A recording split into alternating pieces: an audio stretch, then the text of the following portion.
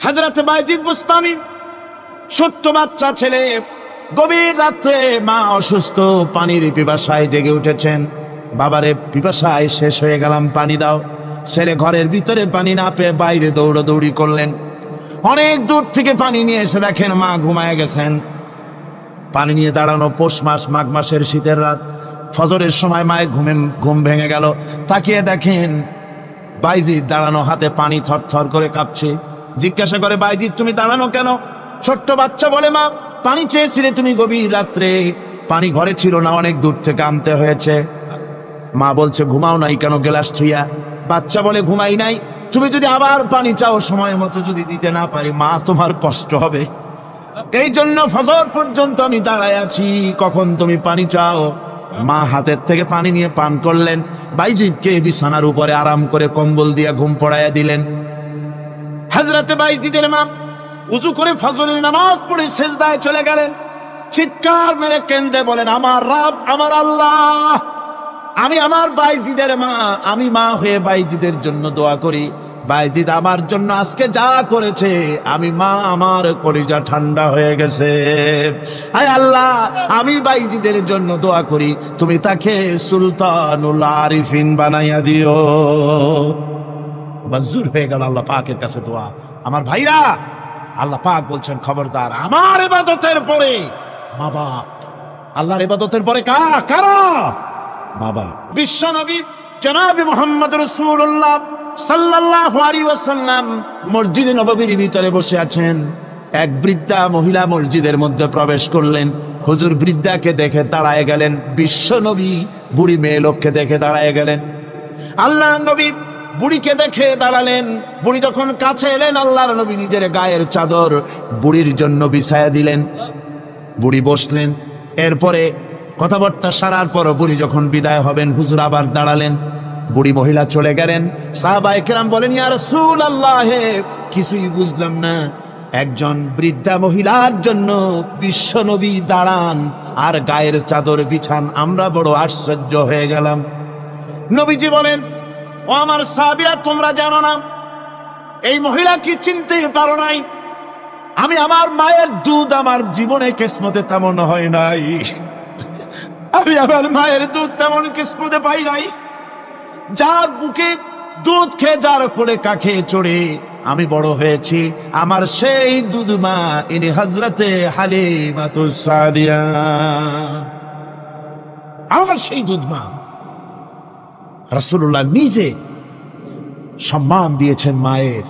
খবরদার মাকে অসম্মান করবেন না, মাকে সম্মান করবেন, মাকে শ্রদ্ধা করবেন। মরুভূমির ভিতরে যে রব্বুল আলামিন পথের নিশানা তৈরি করে দিলেন, যেখানে গভর্নমেন্ট রাস্তা বানাতে পারে না, মরুভূমির ভিতরে যিনি পথের নিশানা বানালেন মানুষ যেন না হারায়, যে আল্লাহ রব্বুল আলামিন দুর্গম পাহাড়ের ভিতরে গিরিপথ তৈরি করে দিলেন মানুষ যেন হারায় না যায়।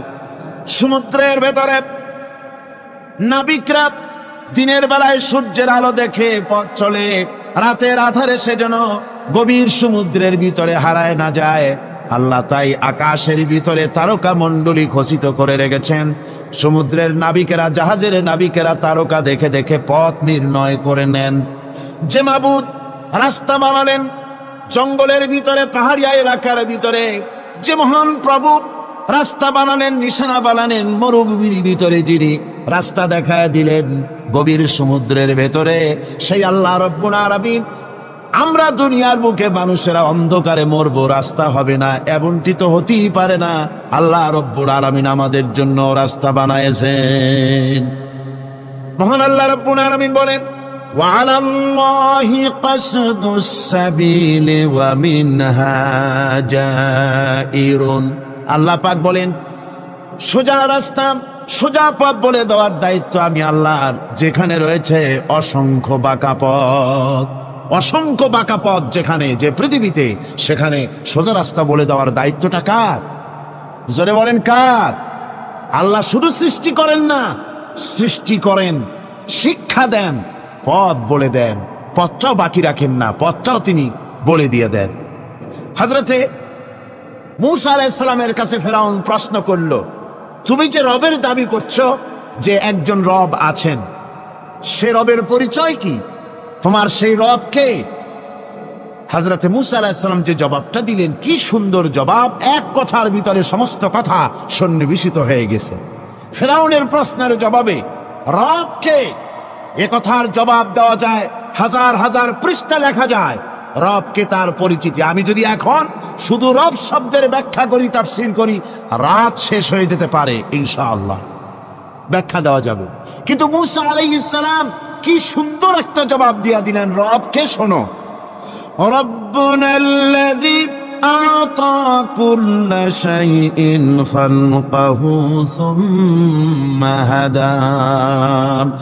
রব হচ্ছেন সেই, আমার প্রভু হচ্ছেন তিনি, যিনি সমস্ত সৃষ্টিকে, সমস্ত মাখলুকাতকে যিনি সৃষ্টি করেছেন, আর সৃষ্টি করার পর তার চলার জন্য পথ তৈরি করে দিয়েছেন। তিনি হচ্ছেন আল্লাহ পাক, যিনি সৃষ্টি করেন আর পথের দিশা দেন।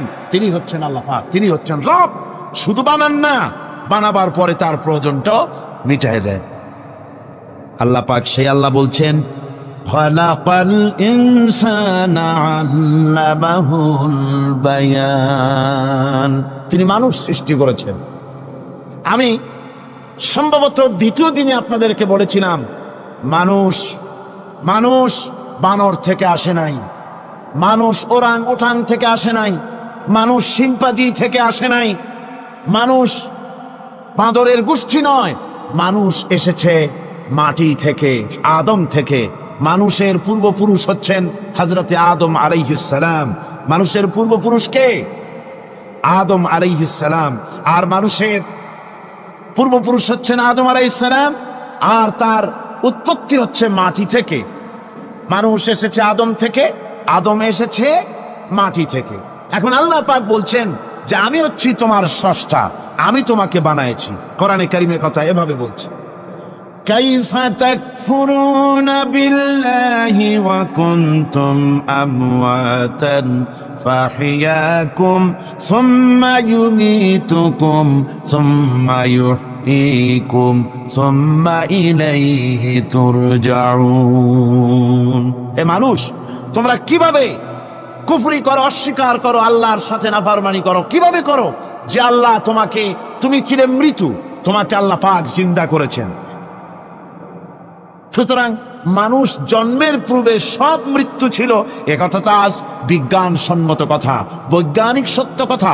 মানুষ জন্মের আগে মৃত্যু ছিল। কিভাবে?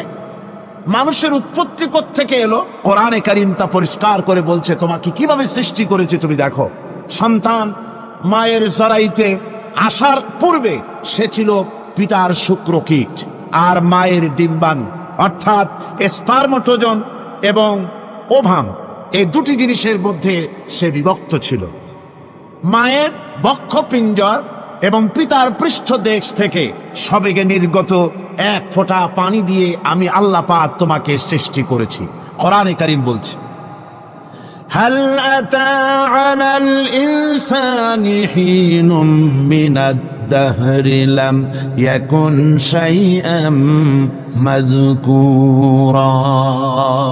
মানুষের জীবনে কি এমন এক সময় এসেছিল না যখন সে উল্লেখযোগ্য বিষয় বস্তু হিসাবে পরিগণিত ছিল না? তোমার নাম ছিল না, পরিচয় ছিল না, কিছুই ছিল না, দুনিয়ার কেউ তোমাকে জানতো না, শুনতো না। আমি আল্লাহ পাক তোমাকে সৃষ্টি করেছি। তুমি কোত্থেকে এলে? কোরআনে কারীম থেকে তা জেনে নাও। আল্লাহ রাব্বুল আলামিন বলেন, ইন্না খালাকনাকুম মিন তুরাবিন সুম্মা মিন নুতফাতিন সুম্মা মিন আলাকাতিন সুম্মা মিন মুদগা। আমি রব্বুল আলামিন তোমাকে সৃষ্টি করেছি, মাটির উপাদান দিয়ে তৈরি করলাম। মা বাপের, পুরুষের স্পার্মটোজন আর মহিলাদের ওভাম দুটি মিলে মায়ের গর্ভের ভিতরে নাপাক পানি ফোঁটাকে জমাট রক্তে পরিণত করে দিলাম। এই জমাট রক্তকে গোশত বানালাম, কচি কচি হাড় দিয়ে একটা বডি, একটা স্ট্রাকচার তৈরি করলাম। তারপরে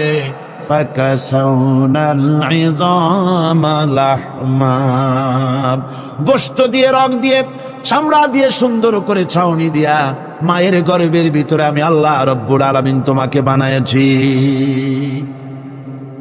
মায়ের পেটের ভিতরে ফি কারারিম মাকিন, একটি সুরক্ষিত জায়গায় তোমাকে আমি রেখে দিলাম, যেখানে কোনো রোগ, কোনো জার্ম যেখানে পৌঁছতে পারবে না, কোনো অসুবিধা হবে না, এমন একটা জায়গায়, এমন একটা ইন্টেনসিভ কেয়ার ইউনিটের ভিতরে রেখেছি। সুবহানাল্লাহ, একটা ইন্টেনসিভ কেয়ার ইউনিট, যেখানে কোনো রকমের কোনো জার্ম প্রবেশ করবার কোনো ক্ষমতা নাই কারো। এমন একটা যে একটা প্যাকেট, সুন্দর একটা প্যাকেট, একটা কভারের মধ্যে তোমাকে তৈরি করা হলো মায়ের পেটের মধ্যে। তারপরে আজকে তুমি কুফরি করতেছো, আজকে আমাকে অস্বীকার করছো। ওই গর্ভের ভেতরে আমি ইচ্ছে করলে রক্তের পিণ্ডের আকারে মায়ের গর্ভ থেকে আবর্ষণ করে দিতে পারতাম, দুনিয়ার মুখ দেখতে পারতে না। মায়ের পেটের ভেতর থেকে মোরা সন্তান হিসাবে বের করে দিতে পারতাম, বিকলাঙ্গ করে বের করে দিতে পারতাম, পঙ্গু করে বের করতে পারতাম, পারতেন না? আল্লাহ রাব্বুল আলামিন বলেন, কেমনে বানালাম? খলাকাল ইনসান, মানুষ আমি সৃষ্টি করেছি মায়ের পেটের ভিতরে বসে। যখন ক্ষুধার উদ্রেক হলো, রুহ যখন এসে গেল, ক্ষুধা লাগলো, খাবারের প্রয়োজন হলো, আমি কেমনে খাওয়ালাম?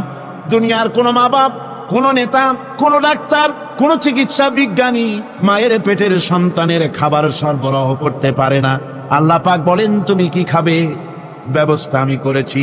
মায়ের মাসিক অসুখকে বন্ধ করে দিয়ে মায়ের নাভির সঙ্গে তোমার নাভির সাথে তার লাগাইয়া দিয়েছি, আর ওই তারের মাধ্যমে রক্ত বের করে দিয়া মায়ের রক্ত দিয়ে তিল তিল করে তোমারে বড় করেছি। রক্তটা মুখে লাগাই নাই, মুখে লাগলে পরে নাপাক রক্ত, মুখটা নাপাক হয়ে যাবে।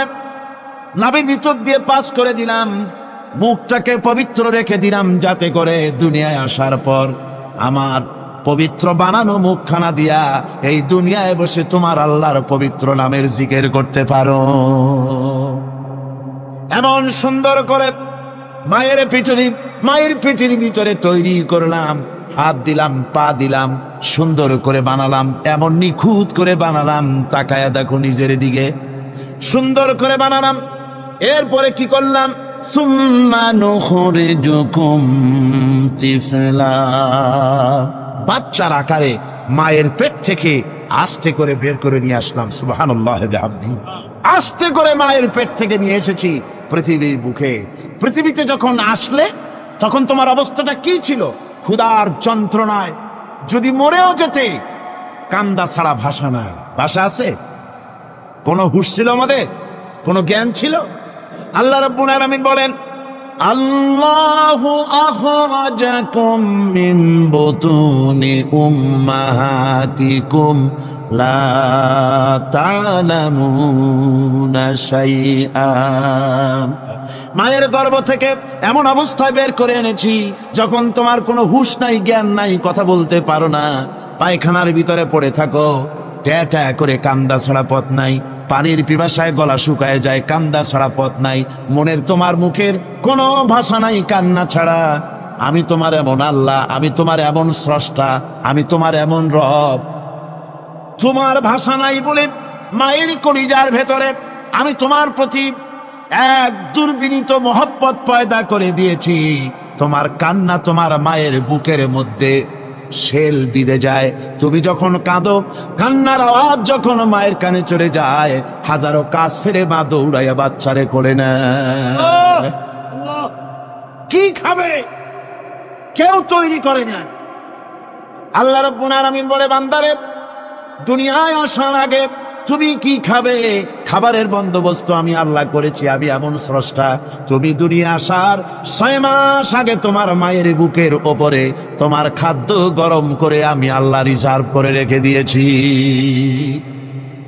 সেই খাদ্য শুধু খাদ্য নয়, রোগের প্রতিষেধক, এটা ওষুধ। আজ বিজ্ঞানীরা, চিকিৎসা বিজ্ঞানীরা বলছেন, মায়ের দুধ সন্তানের খাদ্যের, মায়ের দুধের চাইতে কোনো বিকল্প কিছুই নাই। সন্তান পৃথিবীতে এলে মায়ের প্রথম দুধটা গ্রামে গঞ্জে অশিক্ষিত এলাকায় প্রথম দুধটা ফেলে দেয়। এটাকে মনে করে এটা খারাপ, এটা খাওয়াতে নাই, তাহলে ধনুষ্টঙ্কার হবে, হাবিজাবি কথা বলে। আল্লাহ দুধ বানাইছে বাচ্চার ধনুষ্টঙ্কার হওয়ার জন্যে।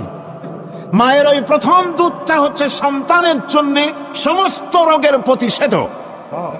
সে ছিল পেটের ভিতরে একটা কাভারের মধ্যে, ওখানে কোনো জার্ম ছিল না, কোনো রোগ জীবাণু ছিল না। ও পৃথিবীতে এসেছে যেখানে অক্সিজেনের ভেতরে জার্ম রয়েছে, বাতাসের ভিতরে জার্ম রয়েছে, যার পরিবেশটা খারাপ হয়ে আছে, মানুষের শ্বাস প্রশ্বাসে নিঃশ্বাসে হাজারো রোগ বীজাণু জীবাণু ঘুরছে। এই রকমের একটা পৃথিবীতে এসেছে, আসার পরে কচি স্বাস্থ্য, কচি শরীর, কচি হার্ট, কচি লাংস, সেটাকে প্রতিরোধ করবে কি করে? সেজন্য আল্লাহ পাক মায়ের দুধের ভিতরে সমস্ত রোগের প্রতিষেধক দিয়ে দিয়েছেন। সুবহানাল্লাহ। আজকের বিজ্ঞানীরা তা স্বীকার করেছেন। অনেক মা তার সন্তানকে দুধ দেন না নিজের শরীর স্বাস্থ্য ভালো রাখার চিন্তা করে, বাচ্চাকে দুধ খাওয়ান না। এটা অত্যন্ত নির্মম কাজ। বাচ্চাকে দুধ খাওয়ালে বাচ্চার সাথে মায়ের মহব্বত বাড়ে। ইউরোপে, আমেরিকায় মাকে মা বলে ডাকে না, বাপকে শ্রদ্ধা করে না, সম্মান করে না। তার কারণ সেখানে মায়েরা তার সন্তানদেরকে কোলে নেয় না, সন্তানদেরকে ফিডার খাওয়ায়। আর আমি নিজের চোখে দেখেছি মায়েরা ইউরোপে, আমেরিকায় যখন শপিং এ আসে, তখন রাস্তায় যখন আসে, তখন ওই পুশ চেয়ার গুলিতে বাচ্চাকে শোয়াইয়া বাচ্চা এভাবে পুশ চেয়ারে করে ঠেলে নিয়ে যায়, আর কুত্তার বাচ্চাগুলি কোলে করে ঘুরে বেড়ায়। কুত্তার বাচ্চা কোলে নেয়, নিজের বাচ্চা পুশ চেয়ারে করে ঠেলে। সেই জন্য মায়ের প্রতি সন্তানের মহব্বত হয় না, সন্তানেরও মায়ের প্রতি কোনো শ্রদ্ধা জাগে না। আল্লাহ কি ব্যবস্থা মায়ের কলিজার মধ্যে মহব্বত পয়দা করে দিয়েছেন আল্লাহ পাক। মায়ের বুকের দুধের ভিতরে আল্লাহ রাব্বুল আলামিন, আল্লাহ পাক বলছেন, আমি মানুষ সৃষ্টি করেছি আর তার সমস্ত প্রয়োজন মিটিয়েছি, তার খাবারের সব প্রয়োজন মিটিয়ে দিয়েছি। দুধটাকে ঘন করি নাই হজম করতে পারবে না বলে, ওই দুধটা সামান্য পাতলা করে দিয়েছি, ওর ভিতরে সামান্য মিষ্টি দিয়েছি। দুধের বোটার ভিতরে একটা ছিদ্র দিলে, চোষা মারলে পরে অনেকগুলি দুধ বেরিয়ে এসে গলাটা আটকে যেত, তোমার কচি কণ্ঠ গলা আটকে যেত, শ্বাস করতে পারতে না। এজন্য মায়ের স্তনের বোটার ভিতরে সূক্ষ্ম সূক্ষ্ম 32টা ছিদ্র করে আস্তে করে দুধ বার করে তোমার জীবন আমি বাঁচাইছি। খলাকাল ইনসান, মানুষ সৃষ্টি করেছি আমি আল্লাহ পাক। সুতরাং যে আল্লাহ পাক এ মানুষ সৃষ্টি করলেন আর মায়ের কলিজার ভিতরে মহব্বত পয়দা করে দিলেন, সে আল্লাহ পাক বলছেন, খবরদার ওই মাকেও যেন আবার ভুলে যেও না। মাকে সম্মান করে করো, মা বাপকে মহব্বত করো, তাদেরকে শ্রদ্ধা করো। বউ পাইয়া, সুন্দরী স্ত্রী পেয়ে মায়ের কথা ভুলে যেও না। অনেক সাহেব আছে মায়ের কথা ভুলে যায়, স্ত্রীর কথা অনুযায়ী মায়ের উপর অত্যাচার করে, এরকমও বহুত আছে। আল্লাহ পাক বলছেন, শোনো, وَقَضَى رَبُّكَ أَلَّا تَعْبُدُوا إِلَّا إِيَّاهُ وَبِالْوَالِدَيْنِ إِحْسَانًا। তোমার প্রভুর পক্ষ থেকে ফয়সালা হয়েছে, চূড়ান্ত সিদ্ধান্ত হয়ে গিয়েছে, আমি আল্লাহর ইবাদতের পর তোমার মা বাপের ইহসান করবে, খেদমত করবে, তাদের জন্য উপকার করবে, তাদেরকে ভালোবাসবে। আল্লাহ রাব্বুল আলামিন বলেন, মা বাবার সঙ্গে কেমনে কথা বলবে, তাদের সাথে কিভাবে আচরণ করবে, আল্লাহ তাও শিখিয়ে দিয়েছেন। আল্লাহ পাক বলেন, ওয়ালা তাকুল লাহুমা ওয়া কুল লাহুমা কাওলান কারীমা। মা বাবার সাথে সম্মানজনক কথা বলো। ওয়া কুল লাহুমা কাওলান কারীমা, সম্মানজনক কথা বলো। মাথায় ঝাঁকি দিয়ে রাগ করে চোখ মোটা করে কথা বলো না। তুমি সন্তান, তোমার জন্য সবচাইতে বড় পীর তোমার আব্বা, তোমার আম্মা, ঠিক কিনা কর? ছেলের জন্য, মেয়ের জন্য, সন্তানের জন্য সবচাইতে বড় পীর কে? বাপ মা। এটা ভালো করে মনে রাখতে হবে। আপনার মৌলানা সাহেবদের দোয়া, পীর সাহেবদের দোয়া কবুল হতেও পারে, নাও হতে পারে, 50-50 সম্ভাবনাও আছে, আবার সম্ভাবনা নাই। কিন্তু মা বাবের দোয়া কবুল হবে 100% সিউরিটি রয়েছে। রাসূলুল্লাহ বলেছেন 3 জনের দোয়া কবুল হবে, মুস্তাজাবুদ দাওয়াত। কয়জনের দোয়া কবুল হবে? আল্লাহ রাব্বুল আলামিনের হাবিব বলেন 3 জনের দোয়া কবুল হবে আল্লাহর দরবারে। তার মধ্যে একজন হলেন মাজলুম ব্যক্তি, যে ব্যক্তি অত্যাচারিত, যে ব্যক্তি মুসাফির, প্রবাসী, তার দোয়া কবুল হবে। আর মা বাপ যদি সন্তানের জন্য দোয়া করে, ওই দোয়া আল্লাহ রব্বুল আলামিনের দরবারে মঞ্জুর হয়ে যায়। আল্লাহ রব্বুল আলামিন মা বাপ সম্পর্কে বলেন, মা বাবের জন্য আমার কাছে দোয়া করবি বান্দারা, আমার কাছে দোয়া করবি। দোয়াটা আল্লাহ পাক শেখাচ্ছেন, রব্বিরহামহুমা কামা রব্বায়ানি সাগীরা। পড়েন সবাই, রব্বিরহামহুমা কামা রব্বায়ানি সাগীরা। একটু জিকির করেন, লা ইলাহা ইল্লাল্লাহ। আমার ভাইরা, আল্লাহ পাক শিখাচ্ছেন, বান্দা তোর মা বাপের জন্য আমার কাছে দোয়া কর। আয় আল্লাহ রব, আয় আমার প্রভু, আমার মা বাপ যেমন ছোটবেলায় আমাকে স্নেহের কোলে লালন পালন করেছে, আয় আমার আল্লাহ তুমি আমার মা বাপকে তোমার রহমতের কোলে লালন পালন করো। আল্লাহ শিখাই দিয়েছেন। আমার ভাইরা, প্রত্যেক নামাজের পরে এই দোয়াটা ভুলে যাবেন না। ভুলে যাবেন? ভুলে যাবেন? আমার ভাইরা, আমার বোনেরা, সবাই প্রত্যেক নামাজের পরে পড়বেন, রব্বিরহামহুমা কামা রব্বায়ানি সাগীরা। এই দোয়া করতে কেউ ভুলে যাবেন না। আল্লাহ রাব্বুল আলামিন বলে, বান্দারে, ওয়া ওয়াসাইনাল ইনসানা বিওয়ালিদাইহি ইহসানা হামালাতুহু উম্মুহু কুরহা ওয়া ওয়াদাতুহু কুরহা। আল্লাহ পাক বলেন, আমি পৃথিবীর সমস্ত মানব মণ্ডলীকে উপদেশ দিয়েছি, মা বাপকে সম্মান করো, শ্রদ্ধা করো, তাদের উপকার করো। তার কারণ হলো তোমার মা তোমাকে গর্ভে ধারণ করেছে অত্যন্ত কষ্টের সাথে। আল্লাহ বলতেছেন, মা তোমাকে গর্ভ ধারণ করেছে অত্যন্ত কষ্টের সাথে, এরপরে তোমাকে ডেলিভারি করেছেন অত্যন্ত কষ্টের সাথে, তোমাকে ডেলিভারি করেছেন। আমার ভাইয়েরা, জনাব অধ্যাপক মফিজুর রহমান সাহেব আমাকে বলছেন যে মাহফিলের চতুর্দিকে ওনাদের কাছে রিপোর্ট এসেছে এক শ্বাসরুদ্ধকর পরিবেশ সৃষ্টি হয়ে গিয়েছে। মহিলাদের ভেতরে 3 জন নাকি সেন্সলেস হয়ে পড়েছেন, এত প্রচন্ড ভিড় হয়েছে সেখানে।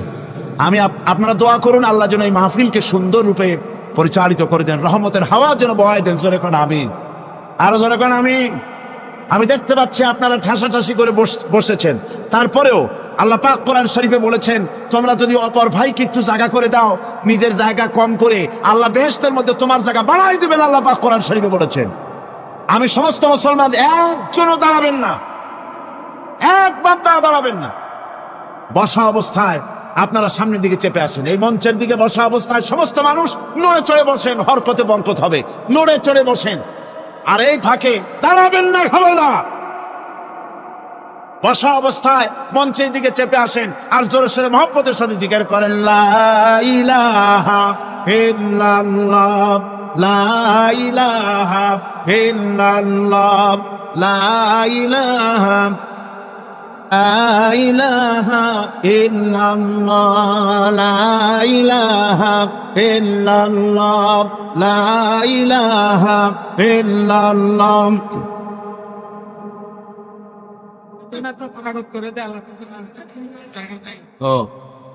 লা ইলাহা ইল্লাল্লাহু মুহাম্মাদুর রাসূলুল্লাহ।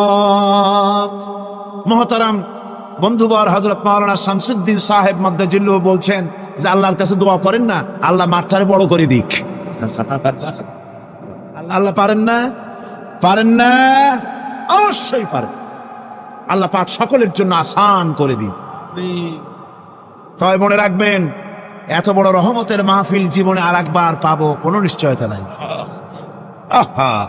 কোনো নিশ্চয়তা নাই। এত বড় বরকতের মাহফিল, রহমতের মাহফিল, জান ভরে শুনুন আর আরাম করে বসুন, হাঁটা চলা বন্ধ করুন। নিতান্ত প্রাকৃতিক কারণ ছাড়া ওঠা বসা করার চেষ্টা না করাটাই ভালো।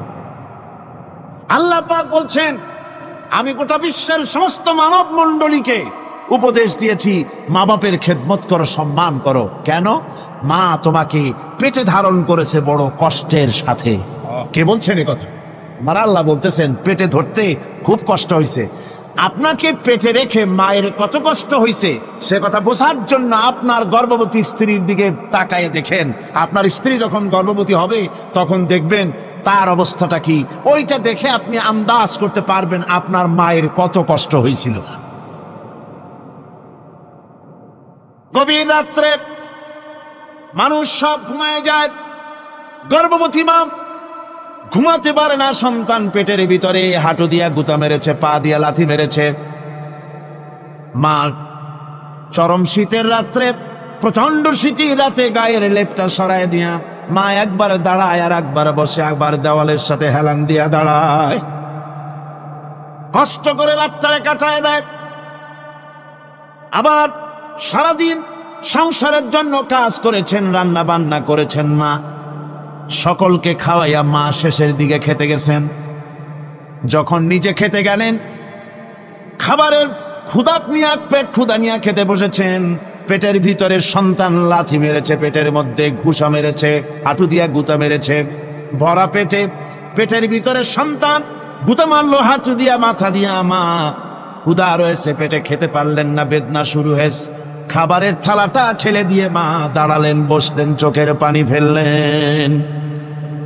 এভাবে করে মা একটা দুইটা দিন নয়, 10টি মাস পর্যন্ত সন্তানটাকে পেটের মধ্যে নিয়ে, একটা জীবিত মানুষ আর একটা জীবিত সন্তান পেটের মধ্যে নিয়ে নড়াচড়া করছেন, চলাফেরা করছেন।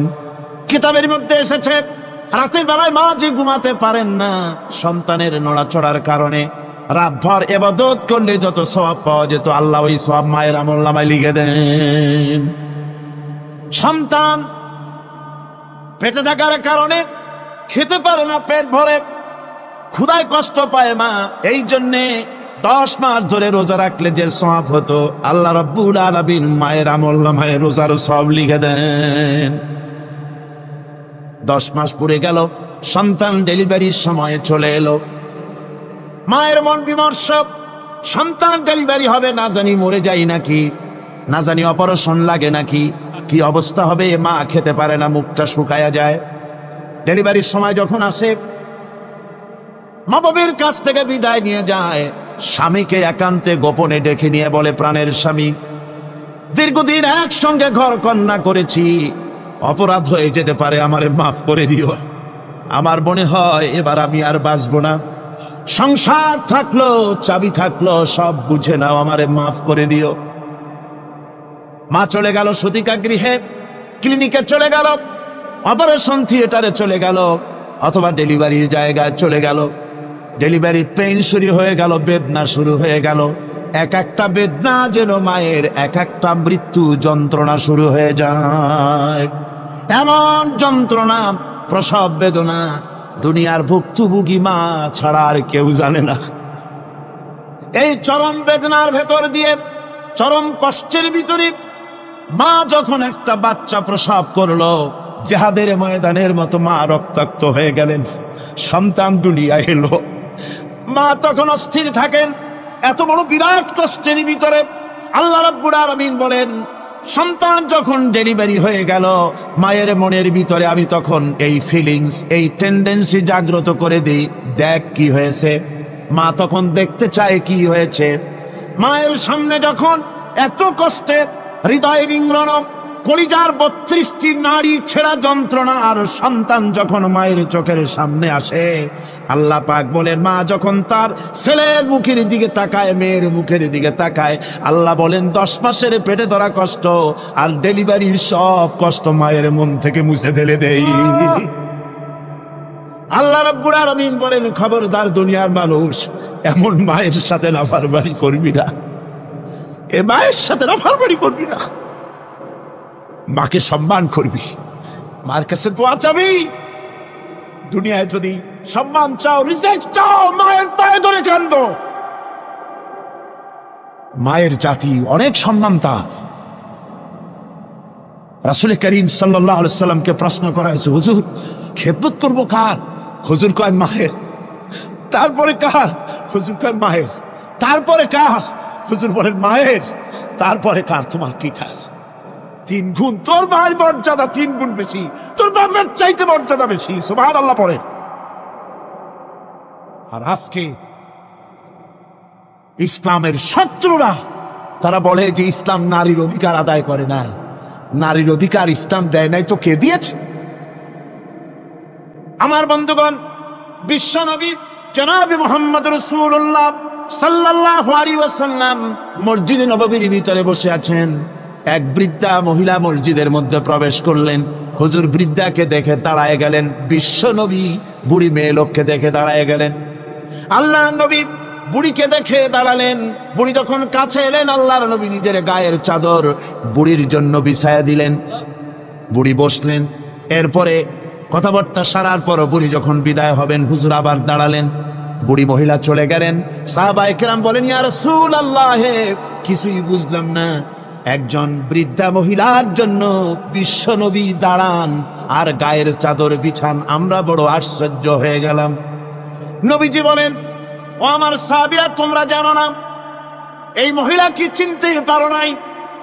আমি আমার মায়ের দুধ আমার জীবনে কিসমতে তেমন হয় নাই, আমি আমার মায়ের দুধ তেমন কিসমতে পাই নাই।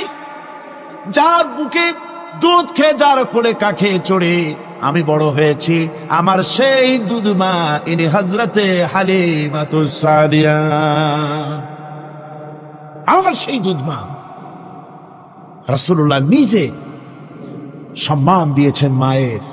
খবরদার, মাকে অসম্মান করবেন না, মাকে সম্মান করবেন, মাকে শ্রদ্ধা করবেন। আমার বন্ধুগণ, আলেম ওলামা পীর বুজুর্গদের জন্য হাদিয়া তো দেন, আপনারা কোনো নিষেধ নাই, দেন। হাদিয়া দেওয়াও সুন্নত, নেওয়াও সুন্নত, দিবেন, আমি কোনো নিষেধ করি না। কিন্তু আমি বলতে চাই, পীর বুজুর্গদের কাছে, আলেম ওলামাদের কাছে হাদিয়া দিয়া আল্লাহরে যত না খুশি করতে পারবেন, এই ডালিম বেদানার মৌসুমে বেদানা একটা ভেঙে নিজ হাতে যদি ভাইয়ের মুখে তুলে দেন, আল্লাহর আরশ খুশি হয়ে যাবে, আল্লাহর আরশ আজিম খুশি হয়ে যাবে, আল্লাহ পাক খুশি হয়ে যাবেন। মায়েরে খাওয়াও, বাপকে খাওয়াও, তোমার সবচেয়ে বড় পীর তিনি। সুবহানাল্লাহ পড়ে, সুবহানাল্লাহ। মা বাপ যদি একটু দোয়া করে দেয়, তোমার জিন্দেগির কাম শেষ। একটু বদদোয়া করলে জাহান্নামে যাবা। কোন পীর সাহেব বদদোয়া করলে জাহান্নামে যাবে এমন কথা নয়, কোন মওলানা বদদোয়া করলে দোজখে যাবে এমন কথা নয়। রাসূল বলেছেন, হুমা জান্নাতুকা ওয়া নারুকা, মা বাপ তোমার বেহেশত, মা বাপ তোমার জাহান্নাম। মা বাপ যদি অসন্তুষ্ট হয়, দোজখে যাবি, আর মা বাপ যদি খুশি, আল্লাহর জান্নাতে চলে যাবি। সুবহানাল্লাহ, সুবহানাল্লাহ, সুবহানাল্লাহ। মায়ের পায়ের তলে তোর বেহেশত। আমরা পুরুষ, আমাদের গত বছরও বলেছি, আমরা পুরুষ, আমাদের পায়ের তলে জুতা, আমাদের পায়ের তলে কি? শুধু জুতা। আর আমার মা, আমার মায়ের জাতি যারা এই প্যান্ডেলে বসে আছেন, আমার মায়েরা, বোনেরা, মায়ের জাতি যারা পৃথিবীতে, মায়ের জাতি পায়ের তলে আল্লাহর বেহেশত। সুবহানাল্লাহ। নারীর মর্যাদা ইসলাম দেয় নাই, কে দিয়েছে? আল্লাহ দিয়েছেন, আল্লাহর রাসূল দিয়েছেন। আমার বন্ধুগণ, হযরত বায়জিদ বুস্তামি, ছোট্ট বাচ্চা ছেলে, গভীর রাতে মা অসুস্থ, পানির পিপাসায় জেগে উঠেছেন। বাবারে, পিপাসায় শেষ হয়ে গেলাম, পানি দাও। ছেলে ঘরের ভিতরে পানি না পেয়ে বাইরে দৌড়াদৌড়ি করলেন। অনেক দূর থেকে পানি নিয়ে এসে দেখেন মা ঘুমায় গেছেন। পানি নিয়ে দাঁড়ানো পৌষ মাস, মাঘ মাসের শীতের রাত, ফজরের সময় মায়ের ঘুম ভেঙে গেল। তাকিয়ে দেখেন বাইজিদ দাঁড়ানো, হাতে পানি থরথর করে কাঁপছে। জিজ্ঞাসা করে, বাইজিদ তুমি দাঁড়ানো কেন? ছোট্ট বাচ্চা বলে, মা পানি চেয়েছিলে তুমি গভীর রাত্রে, পানি ঘরে ছিল না, অনেক দূর থেকে আনতে হয়েছে। মা বলছে, ঘুমাও নাই কেন গ্লাস ছুঁয়া? বাচ্চা বলে, ঘুমাই নাই, তুমি যদি আবার পানি চাও, সময় মতো যদি দিতে না পারি, মা তোমার কষ্ট হবে, এই জন্য ফজর পর্যন্ত আমি দাঁড়ায় আছি, কখন তুমি পানি চাও। মা হাতের থেকে পানি নিয়ে পান করলেন। বাইজিদকে বিছানার উপরে আরাম করে কম্বল দিয়ে ঘুম পড়াইয়া দিলেন। হযরতে বাইজিদের মা উযু করে ফজরের নামাজ পড়ে সিজদায় চলে গেলেন। চিৎকার মেরে কেঁদে বলেন, আমার রব, আমার আল্লাহ, আমি আমার বাইজিদের মা, আমি মা হয়ে বাইজিদের জন্য দোয়া করি। বাইজিদ আমার জন্য আজকে যা করেছে, আমি মা, আমার কলিজা ঠান্ডা হয়ে গেছে। আয় আল্লাহ, আমি বাইজিদের জন্য দোয়া করি, তুমি তাকে সুলতানুল আরিফিন বানাইয়া দিও। মঞ্জুর হয়ে গেল আল্লাহ পাকের কাছে দোয়া। আমার ভাইরা, আল্লাহ পাক বলছেন, খবরদার, আমার ইবাদতের পরে মা বাপ, আল্লাহর ইবাদতের পরে কারা? মা বাপ। মা বাপকে সম্মান করো, শ্রদ্ধা করো, মোহাব্বত করো, কিসমত খুলে যাবে, কিসমত খুলে যাবে। মা বাপকে সম্মান করো। হযরত আবু হুরায়রা রাদিয়াল্লাহু তাআলা আনহু রাসূলের সামনে এসে কাঁদতেছে। হুজুর বলছেন, আবু হুরায়রা কান্দো কেন? কান্দো কেন? রাতের বেলা কান্দো কেন? হযরত আবু হুরায়রা বলছেন, হুজুর আমাকে মা মেরেছেন। হুজুর বলছেন, মা মারলো কেন? কোন অপরাধ করেছো? কোন গোস্তাখি করেছো? আবু হুরায়রা বলছেন, না হুজুর, কোন গোস্তাখি করি নাই, তবে মারলো কেন? হযরত আবু হুরায়রা বলছেন, হুজুর আমি আপনার দরবার থেকে ফিরতে রাত হয়ে গিয়েছিল। মা জিজ্ঞেস করলেন, আবু হুরায়রা এত রাত্রে কোথায় ছিলি? বললাম, আমি ছিলাম যে কদম চুমতে পারলে দুনিয়া ধন্য হয়, সেই দরবারে নববীর কদম মুবারক থেকে আসতে আমার দেরি হয়েছে। আমার মা মুশরিকা, আপনার নাম শুনে তার গায়ে আগুন জ্বলে উঠলো, আমাকে ধরে মারা আরম্ভ করলো। বলল, হয় আমার বাড়ি ছাড়বি আর না হয় মুহাম্মদ সাল্লাল্লাহু আলাইহি ওয়াসাল্লামের দরবার ছাড়বি। আমি বললাম, আমার মা, তুমি বুড়ি মানুষ, তোমার গায়ে যত শক্তি আছে সমস্ত শক্তি দিয়ে আমারে পিটাও, আমারে মারো। মারতে মারতে আমাকে বাড়ি থেকে তুমি বের করে দাও। তোমার বাড়ি শুদ্ধ তামাম দুনিয়া ছেড়ে দিতে পারি, আল্লাহর নবীর কদম মোবারক ছেড়ে দিতে পারি না। তোমার মা তোমাকে মেরেছে, তুমি আমার কাছে নালিশ করছো? আমার তো এখানে ইন্টারফেয়ার করার কিছুই নেই। সুবহানাল্লাহ, সুবহানাল্লাহ।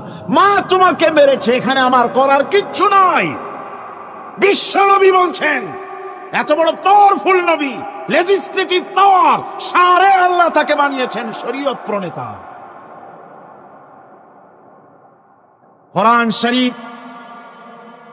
কোরআন শরীফই শুধু হালাল ও হারামের, হালাল এবং হারামের, বৈধ এবং অবৈধের সীমা রেখা শুধু কোরআনই ঠিক করেনি, রাসূলের জন্য আল্লাহ ছেড়ে দিয়েছেন। আল্লাহ রাসূলও হারাম, হালাল এবং হারামের বৈধতা অবৈধতার সীমারেখা নির্ধারণ করেছেন। এত বড় ক্ষমতা তা, এত বড় পাওয়ারফুল বিশ্বনবী, তিনি বলছেন মা মেরেছে, আমার করার কিছু নাই। চিন্তা করেন কত বড় কথা, এ কথার লোড কত। হযরত আবু হুরায়রা বলেন, ইয়া রাসূলুল্লাহ, মা মাকে মেরেছেন, আমি আল্লাহর নবীর কাছে মায়ের বিরুদ্ধে নালিশ করতে আসি নাই। বললেন, কেন এসেছো? হযরত আবু হুরায়রা বলেন, হুজুর এসেছি একটা কারণে। আমি জানি আল্লাহ নবী যদি আল্লাহর দরবারে হাত উঠায়া কোনো জিনিস বলে, আল্লাহ রাব্বুল আলামিন সঙ্গে সঙ্গে মঞ্জুর করে নেন। হুজুর আমি এসেছি, মেহেরবানি করে দোয়া করুন আমার মাকে যেন আল্লাহ হেদায়েত নসিব করে দেন। আল্লাহ নবী হাত উঁচু করে বললেন, আল্লাহুম্মা ইহদি উম্মা আবি হুরায়রা, আয় আল্লাহ আমি দোয়া করি আবু হুরায়রার মাকে তুমি হেদায়েত নসিব করে দাও। রাসূলুল্লাহ দোয়া করছেন আর আবু হুরায়রা সমানে দৌড়াচ্ছেন। তিনি দৌড়াচ্ছেন, পেছন থেকে কয়েকজনে আবু হুরায়রার জামা টেনে ধরেছে, দৌড়ক। তাদের জানা আবু হুরায়রা খুব ভদ্রলোক মানুষ, কোন ঝড় ঝামেলার মধ্যে থাকে না, রাগ সাগ করে না, চিৎকার মারে না, দৌড় মারে না, এত ভদ্র শরীর, দৌড়ায় কেন? না জানি কোন বিপদ বুঝি ঘটে গেছে। পিছন থেকে জামা টেনে ধরে বলে, দৌড়াও কেন? হযরত আবু হুরায়রা জামা সাহাবীর হাত থেকে ছিনায় নিয়ে বলেন, জামা ছেড়ে দাও, আমাকে দৌড়াতে দাও। আমি দৌড়াইয়া বাড়ি যে দেখতে চাই, আমি দৌড়াই আগে আমার বাড়ি পৌঁছতে পারলাম না, আমি যাওয়ার আগে আমার আল্লাহর নবীর দোয়া আমার বাড়ি পৌঁছে গেছে, আমি এইটা দেখতে চাই। হযরত আবু হুরায়রা বাড়িতে গিয়ে দরজা নক করলেন, ভেতর থেকে আওয়াজ এলো, কে? হযরত আবু হুরায়রা বলেন, মা আমি তোমার আবু হুরায়রা ফিরে এসেছি। মা বলছেন, বাবা অপেক্ষা করো, দরজা খুলতেছি। হযরত আবু হুরায়রা বলেন, মায়ের গলার আওয়াজের ভিতরে শিরকিয়াতের কর্কশতা পেলাম না, মায়ের গলার আওয়াজের ভিতরে তাওহীদের গন্ধ পেলাম। আমার মনে হলো নবীজির নিক্ষিপ্ত তীর তার নিশানায় পৌঁছে গেছে। কিছুক্ষণ পর মা আমার বেরিয়ে এলেন, মাথা থেকে চুলের থেকে, বুড়ি মানুষ, সাদা চুলের ভিতর থেকে পানি পড়তেছে। মা বলল, বাবারে তোমারে মারার পর আমি বড় অনুতপ্ত হয়েছি, অনুশোচনা করেছি, আমি গোসল করেছি, মনে মনে ভাবলাম আমার ছেলে তো কোনো খারাপ জায়গায় যায় নাই, কেন তারে মারলাম? আমি বড় লজ্জায় পড়েছি তোমারে মেরে। ও আমার আবু হুরায়রা, আমি গোসল করেছি, পবিত্র হয়ে গেছি, জলদি করে আমাকে নিয়ে চলো বিশ্ব নবী জনাবে মুহাম্মদুর রাসূলুল্লাহর দরবারে। হযরতে আবু হুরায়রার মা ঘোষণা করলেন, আশহাদু আল্লা ইলাহা ইল্লাল্লাহু ওয়াহদাহু লা শারীকা লাহু ওয়া আশহাদু আন্না মুহাম্মাদান আবদুহু ওয়া রাসূলুহু। আমার ভাইরা, মা বাপ সবচেয়ে সম্মানের জিনিস। আল্লাহর ইবাদতের পরই মা বাপের খেদমত করতে হবে। আল্লাহ পাক বলছেন, বান্দারে দেখ, মায়ের পেট থেকে আনলাম, মায়ের বুকের মধ্যে মহব্বত পয়দা করলাম, এত মহব্বত দিলাম তোর উপরে, যে কোনো বিদেশে যান, যেখানে যান, বাড়িতে ফিরলে পরে সকলে, ছেলে মেয়ে ভাই বোন সবাই দেখবে সুটকেসে আমার জন্য আনছে কি। সবাই চিন্তা করবে আমার জন্য কি এনেছে। একমাত্র মা সন্তানের মুখের দিকে তাকাবে কখন খাইছে সে। সুবহানাল্লাহ, সুবহানাল্লাহ। আমার বাসার মুখখানা শুকনা, তুই বুঝি আজকে কিছু খাইস নাই। বিদেশে যেসব সন্তান থাকে, মা কাটা কবুতরের মতো ছটফট করে। আমার ছোটবেলার কথা আমি দেখেছি। শর্ষিনা মাদ্রাসায় পড়তাম, আব্বা টাকা দিতেন মাদ্রাসায় যাওয়ার সময়, আবার মা আবার মুরগির ডিম বিক্রি করা, বিভিন্ন জিনিস বিক্রি করা বা বাজার করা পয়সা, উদ্বৃত্ত কিছু পয়সা আব্বার অজান্তে আমার হাতের মুঠার মধ্যে দিয়ে দিতেন। যখন মাদ্রাসার দিকে রওনা হয়েছি, পর্দার আড়াল থেকে, দরজা থেকে দেখতাম, যতক্ষণ তাকায় দেখতেছি চোখ থেকে পানি দরদর করে পড়তেছে। সুবহানাল্লাহ, মা কি জিনিস! আল্লাহ আল্লাহ আল্লাহ।